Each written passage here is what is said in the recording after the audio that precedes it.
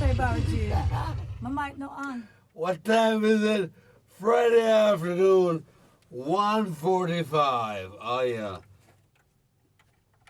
Oh, what you say, Barry G? See me here. Oh. And I'll keep you waiting. I will. Sister Cissy, may I start on that note? You sound very Jamaican. Then I need to sound Jamaican. I'm a 48 year in Jamaica, you know. I will. Share with us, where were you born? I'm born in the U.S., in Wisconsin. You were born in Wisconsin. Yes. You don't have any Wisconsin sound. Ask Jaden. You sound Jamaican. Well, 48 years here. I'm supposed to have a little twang to me now. Not Huh. you. When you were born in Wisconsin, how did you meet Jamaica? Well, I just dreamed about coming to Jamaica. I told my family when I was 10 years old I was going to live in Jamaica one day. And they laughed me to scorn. For Here real? I am. Poof, here I am. At that time when you told your family, you may have been Jaden's age. Yeah, no, I was only 10. I was just a baby. Really? How did you know about Jamaica? I don't know, you know, I believe in maybe reincarnation or ancestral memory because I think so, at some point in my life, in one of my lives, I used to live in Jamaica because Jamaica is very familiar to me. I know when I'm coming by a great house, I always know. I remember the old roads. I don't know, I must have lived here before. Really? Yeah, must have So, in other words, if you go deeply in your life, maybe somewhere along the line, you took a flight to Jamaica one day. I'm thinking either a reincarnation or perhaps ancestral memory in my DNA. That means you may have been to Jamaica before Jaden was born. Yeah, before all of us was born. Another lifetime. So, analyze your history for me quickly. Reggae is our primary music captivating the world. If we were to analyze your headspace, what hooked you? What hooked you on Jamaica? Here's my new CD for you, by the way. Whoa. It's called Strictly Sensi. Yeah. And what hooked me on Jamaica? The people. Yes. Simply that, Barry G, the people. The people, them. I love the people. Why did people start calling you Sister Sensi? Well, I started calling myself Sister Sensi when I used to dance here with Miko Blanco with a big snake. You? It's you? Yeah, it was me. I was a snake lady. That was me. Yeah. I remember those tourism performances. I used to dance at every big hotel. Wow. Yeah.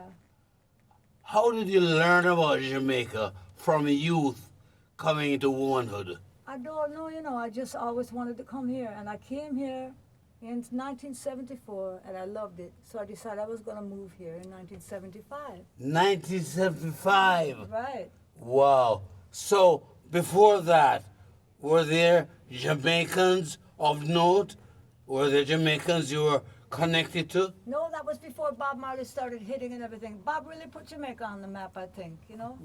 So anyway, at 75, I moved here, and I was living upstairs above the Banana Boat Club in Montego Bay. Whoa. And the owner of the Banana Boat Club, who I won't mention his name, he liked me off, and he invited me to his house one night, and I didn't go. And Hold on. What's Devon? Because you said, light me off. What's Devon? he liked me. Yeah, you're the one. I should have me. At any rate, so I didn't go to his house, and then I was at a hotel with my dread, because I was a dreadlocks rasta in them days. And the police busted into the hotel, and they took me and they left my dread. Well, you know, in 1975, they weren't going to leave no dread. They were going to really be hard on them. Yeah. So I realized they came directly for me. So they carried me to Summit Police Station because Michael Manley just came in power those days. And he had just nationalized Summit Hotel and turned it into a police station. So they carried me to the police station, and all my luggage was there from Banana Boat Club. So I realized what the deal was, because those were the cocaine cowboy days and the big money days for all the mafias, and this guy was a big mafia. Jamaica has gone through a transformation, my phrase. Compare Jamaica then and Jamaica now. Okay, but I want to tell you the rest of the story because it's a good one. I can tell you. So they carried me to 14 Barnett Street, and they put me in jail there. And I was laying on a piece of concrete on a Hold dirt on. floor. Stop. How old were you then? 21. Whoa. Yeah, I was a baby, and I was laying on a piece of concrete on the dirt floor. Hear me to the police. Excuse me, officer. It's really cold in here. Could I get a blanket and a pillow, please? They laughed me to scorn. They thought that was the funniest thing. When the people would come to work, they say, "Blah, why you not going to wear the white girl? So you say you want one blanket and pillow to Royal Card," and so that was a joke for them. They told everybody. And then when I went Stop to right there. court- Hold on. As a young American, there's something you learned about Jamaica. Yeah. Yeah. Yeah. They said all kinds of things. So you call it watercloth. I didn't really know the patois. Then So when I- that's not a bad word. That's a phrase. That's a phrase you use when you don't want to use bad the word. bad word. Yeah, we don't want to use a bad word on No. the show, Barry G. So it's So, okay. We when- will accept watercloth. Right. Okay. When I went to court, Red cloth. red cloth. Okay, I'll say red cloth. Okay. When I went to court, the judge had on a wig, and I couldn't believe. I thought I was in the twilight zone, and they sentenced me to 4 months hard labor or $400. Okay, so all the foreigners in them days when they got busted or in a problem, the money came, they got bailed out, and they got dipped, and I told them to send my money to Barclays Bank on Fustic Road in Montego Bay. Yeah. Guess what? This is before computers. It never came. Whoa. So, after 2.5 months in 14, I had to be hospitalized 2 times at Cornwall Regional Hospital on a drip for all the amount of bites from 40 legs and chinks and everything. I was infected from. Stop right there. Hold on. Prison conditions were awful back in the day. Oh my God. Can you give me a general description of what you experienced as an American? Well, the old 14 Barnett Street was dug into the ground, and they actually, I'm told, used to keep runaway slaves back there. That's how old that building was. And they had cells down there, and I was in the cell by myself with a bucket for a toilet and a dirt floor. And on the other side was Crick Street, where they had it open at that time sewer. It was not covered up good. So rats were coming in and jumping on me. I'd wake up with huge 40 legs. In case anybody doesn't know what a 40 leg is, it's like a millipede, but they're like snakes. They're so big and they bite you, and they can be poisonous. And huge roaches Hold on. crawling on my eyes, my mouth. Tell Jaden how she would look if she gets bitten by a 40 leg. Well, when I got back to the U.S., I weighed 89 pounds. I looked like a concentration camp victim. Yeah. Anyway, so I was getting so sick at 14, and I hear them one day, "Boy, the white girl, look good, I bet they will send her up a GP, up an infirmary." And they sent me to the General Penitentiary in Harbor Street in Kingston, Jamaica in 1975. That's the last year they had women in GP. And people couldn't believe their eyes when they drove in with me. They drove in with me and a bunch of guys in shackles. By the way, stop right here. Would you believe there was a proclamation? Women were no longer to be housed at GP? I'm sure. Yeah.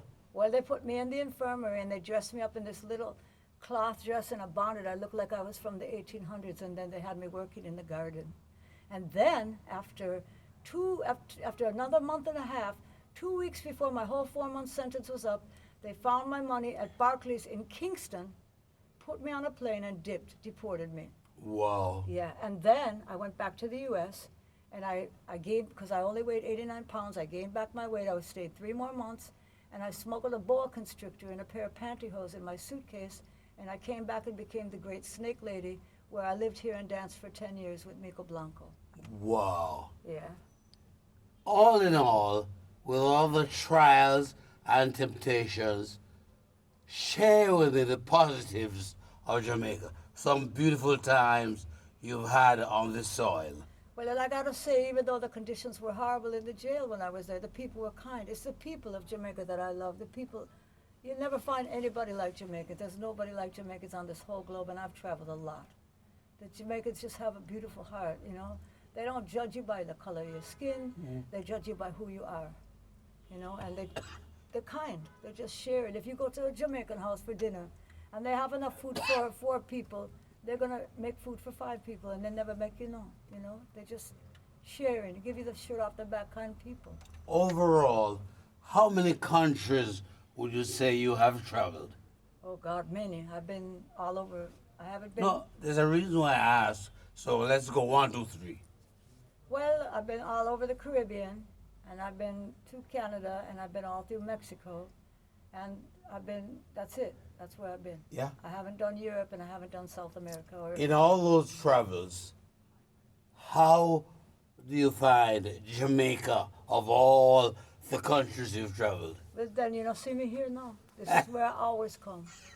Jamaica is the best. I love your patois. Oh, you mean? I love your patois.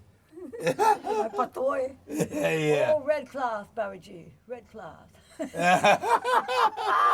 God. You've had some interesting connections over the years. How many